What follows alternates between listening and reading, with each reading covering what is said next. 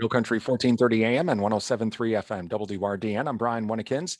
Joining us this afternoon is Pepin County Health Officer Heidi Stewart as we get an update on the COVID-19 situation.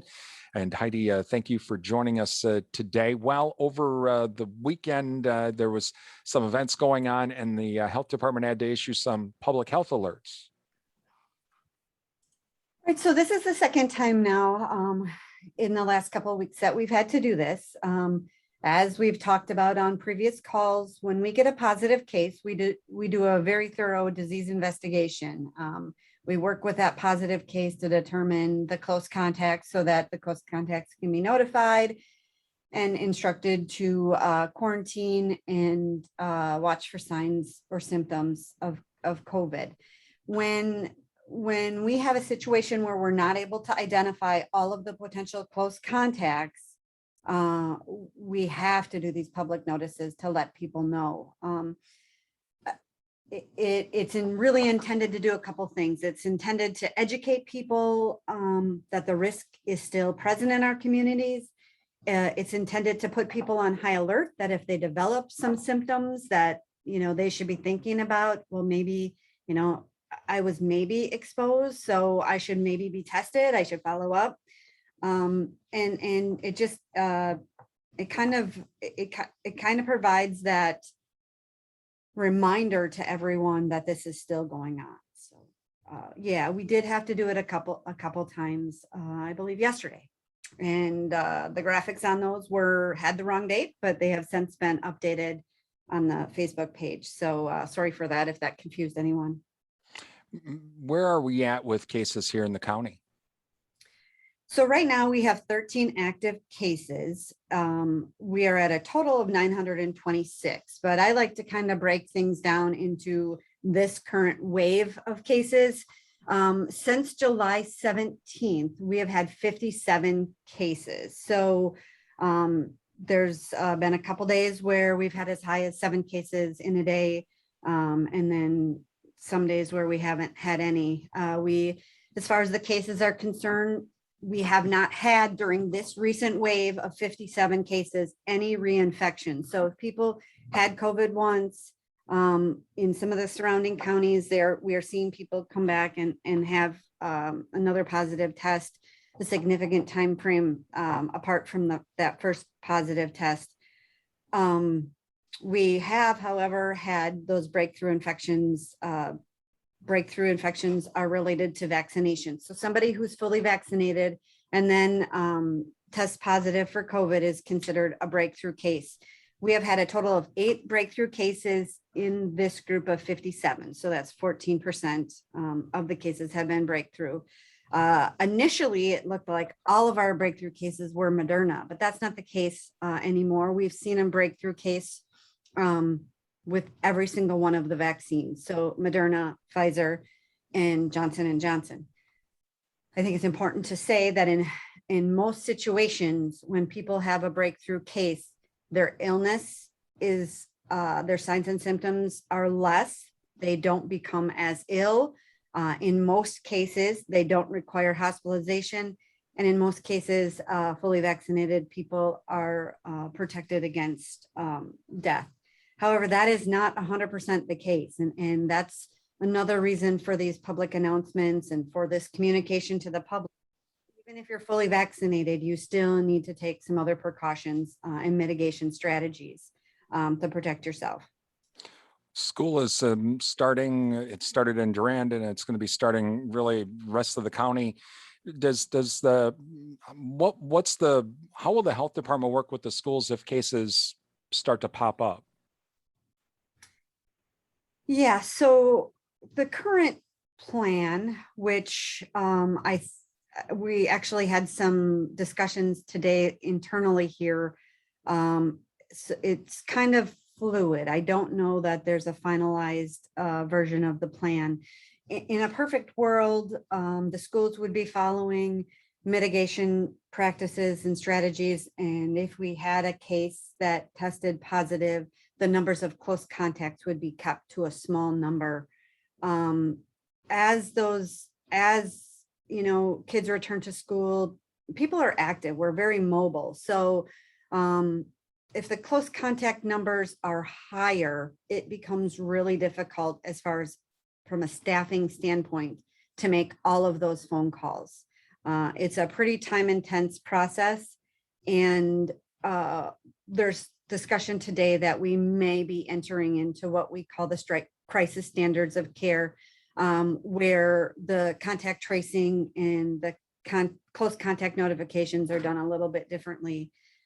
So we could maybe talk a little bit more about that next week when there's something that's finalized. None of us are overstaffed at any of our facilities. The schools are certainly not overstaffed. And we have 3 people working here at the health department. So trying to find a happy medium where we can conduct this process in a responsible manner, as well as keeping our staff above water, Sure. would be a goal for the near future. Talking with Heidi Stewart, Pepin County Health Officer this afternoon. Heidi, from a hospitalization standpoint here in Durand, everything's still, I guess, quote unquote, normal. I mean, have we had any hospitalizations recently? Have you heard from the hospital? Yeah, so, we communicate with the hospital, mainly the lab, almost on a daily basis, regarding the positive tests and the reports that they provide to us. As far as I'm aware, we don't have any currently hospitalized individuals with COVID-19. As far as I'm aware, there are no, and I want to make sure that this is clear, that, I don't want to be confusing anybody. As far as I'm aware, there are no Pepin County residents that are currently hospitalized at Advent Health or anywhere else at this current time. Since this wave began, we have had 1 hospitalization. That individual is now out of the hospital and is recovered. That doesn't mean that there aren't COVID positive people hospitalized at Advent. They could be from surrounding counties. Okay. There's been the talk of the booster shots and that these would be starting in September. So is that going to be kind of similar to how we did the vaccinations, that same type of procedure? That's how that's going to work? Yeah, so there's been a lot of things happening around vaccine. Number one of the most exciting things in the vaccination world as far as COVID is concerned is the full FDA approval of Pfizer for those individuals 16 and older. So that's exciting. We also have heard on, I believe, the 18th, I believe, they announced that booster doses, which are still subject to some more FDA analysis, would be offered for individuals after 8 months from their first series. So the rumor is that we would be starting then those booster doses on September 20th. At this time, we don't have any specific plans. We really don't have any idea of what the demand will be for those booster doses. The way we're doing our scheduling right now is opening up appointments. People are filling the appointments and they're coming in. If the demand appears to be significant, we would most likely set up specific days here at the government center where we would be doing those booster doses in more of the mass clinic fashion like we did before.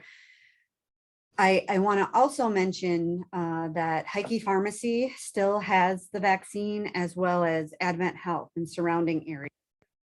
There may be some mass clinic situations that pop up in surrounding counties, but we have some stable, established vaccination sites here in the county for those that want the vaccine. Another announcement that came out, and this announcement should not be confused with the booster announcement on the 12th, that those individuals, certain individuals that are moderate to severe immunocompromised, should be getting that 3rd dose. This is not called a booster dose. This is called an additional dose. So those with immune compromised systems don't have the same reaction to the vaccine that, someone who is not immune compromised would have. So they need they may need this additional dose to get their level of protection with the vaccine up. So, we're seeing a lot of different changes and a lot of different information come out, and honestly, it can be very, very confusing. But because this is a novel virus, we are learning and kind of trying to adapt as we go. So I've said this before, and I'll say it again. If you have any questions about what you individually should do regarding vaccination, I would reach out to your primary provider. I know that Mayo Clinic specifically is sending letters to individuals who they would like to see provided with that vaccine. So we've already received a few people that have come in and said, I got this letter from my doctor. They want me to get the vaccine. And then we go through the process to make sure that they can get that. Heidi, from the information you've received for this booster, so I have Pfizer. So do I have to have Pfizer again for the booster? Yeah, so they are saying that the mRNA vaccines can be interchanged, but that should be a last resort situation. If you receive Moderna for the first 2 doses, you should receive Moderna for the third. In situations where that is not available, and for some reason it doesn't look like you're going to be able to get to that third Moderna, then the Pfizer could be used. The Johnson & Johnson cannot be interchanged with the other 2. Talking with Pepin County Health Officer Heidi Stewart this afternoon. Heidi, for testing, again, folks should go to Advent Health, or at least call Advent Health to make that appointment for testing, right? Certainly, and we're working with the people who are identified as close contacts for testing. There are different requirements for testing on certain days based on whether you are a symptomatic individual or you are a close contact. If you are symptomatic, you have symptoms of COVID-19, you should call your primary provider, Advent Health lab, and set up an appointment for a test, regardless of the time frame. If you are only a close contact, we are recommending that test be done later. We're recommending, for example, for return to school, we would say a test on day 7, and that's negative, could potentially mean returning to school on day 8 with some precautions in place. So those are there's kind of different guidelines, and we do work closely with the hospital to make sure we're all on the same page with those guidelines. There are also guidelines out there for fully vaccinated individuals who are identified as a close contact. If you are fully vaccinated and someone in your household tests positive, we do suggest that you get a test between day 3 and 5, just to make sure that you're not one of those breakthrough cases and carrying the virus. All right. Well, Heidi, again, as always, thanks for joining us. Thanks, Brian. That is Pepin County Health Officer Heidi Stewart.